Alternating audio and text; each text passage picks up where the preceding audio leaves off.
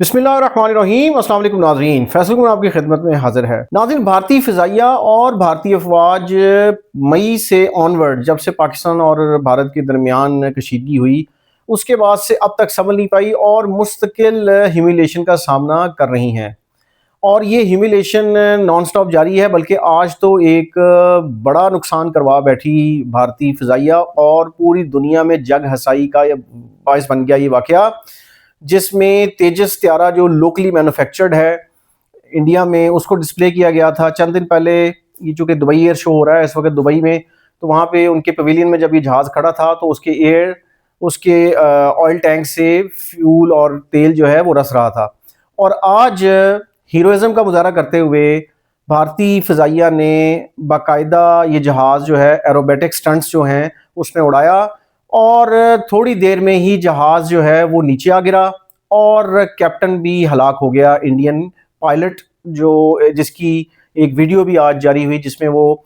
इन stunt से पहले जो है अपना एक ग्रुप फ़ोटो बनवा रहे हैं और ग्रुप वीडियो बन रही है। तो ये जहाज़ तकनीकी बुनियादों पे गिरा, या पायलट की ट्रेनिंग का फुकदान था, या इसमें कोई और फॉल्ट था। इस हवाले से तो इन्वेस्टिगेशन स्टार्ट हो गई हैं, लेकिन भारत और मोदी सरकार के लिए सबसे बड़ा अलमिया ये साबित हुआ कि ये एक एयर शो में स्टंट करते हुए जहाज़ का गिरना उस मुल्क की जो मैन्युफैक्चरिंग के स्टैंडर्ड्स हैं उस पर एक सवालिया निशान उठाता है। सोशल मीडिया पे भारतीयों ने ठीक ठाक ट्रोलिंग की है और उन्होंने ये सवालात उठा दिए हैं कि जी भारतीय एयर चीफ जो हैं वो क्या ट्रेनिंग करवा रहे हैं अपने पायलट्स की, और क्या वो किस किस्म की क्वालिटी जो है उसको इंश्योर कर रहे हैं जहाज़ों के हवाले से। और रादर उन्होंने कहा जी कि ये अनफिट है इस जॉब के लिए और उनको जो है फ़ौरन उनके ओहदे से हटाया जाए। भारतीय एयर चीफ जो कि एक सिख हैं, उनको उनके ओहदे से फ़ौरन हटाया जाए, ये डिमांड सामने आई है। और इस वाक़े ने भारत का जो एक दिफाई एक गुरूर था कि जी हम बहुत जो है वो डिफेंस पे खर्च करते हैं और हमारी एयर फोर्स बड़ी टॉप की एयर फोर्स है। वैसे तो रैंकिंग में एयर फोर्स पाकिस्तान से ऊपर ही है, इंडिया की टॉप 7 में अगर हम बात कर लें या टॉप 10 में। लेकिन आज ये जो तेजस त्यारा गिरा है जिस तरीके से, इसके बाद तो एक बहुत बड़ा सवालिया निशान उठ गया है कि किस किस्म के जहाज़ बनाए जा रहे हैं, उनमें क्वालिटी किस किस्म की इंश्योर की जा रही है, और दूसरा पायलट्स की जो ट्रेनिंग है, तरबियत है, उसके ऊपर भी एक सवालिया निशान उठ गया है। और साथ ही जैसे ही ये तैयारा गिरा और इसने पूरी दुनिया की अटेंशन अपनी तरफ मुतवज्जो करवाई, तो जिस कंपनी ने ये जहाज़ बनाया है उसके शेयर्स भी गिर गए। दूसरी तरफ पाकिस्तान का जो पवेलियन है वहाँ पे GF-17 थंडर और मुश्ताक त्यारा जो है सुपर त्यारा वो खड़े किए गए, और हमारे जो पायलट्स हैं एयर फोर्स के, उन्होंने बड़े अच्छे एरोबैटिक्स स्टंट्स किए और सारे जहाज़ जो हैं वो डिस्प्ले किए गए। और पाकिस्तान एयर फोर्स ने ठीक ठाक किस्म की वहाँ पे एक एप्रिसिएशन और लोगों की दाद वसूल की, जिसमें मुख्तलिफ स्पेक्टेटर्स थे दुनिया से, जो विजिटर्स थे वहाँ पे आए, उनसे दाद वसूल की। और फिर जैसे कल वाला वीलॉग मैंने किया जिसमें बताया कि भारतीय एयर फोर्स के ऑफिशियल्स ने विजिट भी किया पाकिस्तान के पवेलियन का, और GF-17 थंडर और दीगर जो एसेसरीज रखी गई थी वहाँ पे, उस हवाले से इंफॉर्मेशन भी ली। और उसके बाद इन्हीं ऑफिशियल्स ने तस्वीरें भी बनाई GF-17 थंडर के साथ, जो कि पाकिस्तान में तैयार किया गया है चाइना के कोऑपरेशन के साथ। तो अब ये सूरत हाल भारत के लिए खासी मोदी सरकार के लिए एक बहुत बड़ी एम्बैरेसमेंट बन गई है। जैसे ही वाक़या होता है तो भारतीय एयर फोर्स ने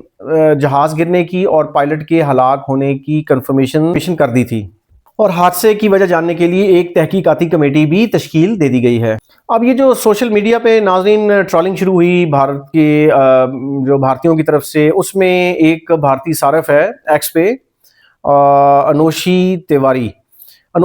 ने लिखा कि अनोशी तिवारी ने ये लिखा कि ये पूरी दुनिया के सामने भारत के लिए एक बहुत बड़ी तौहीन है और भारतीय एयर फोर्स के सरबराह को फ़ौरन ओहदे से हटा देना चाहिए। फिर एक सहाफ़ी हैं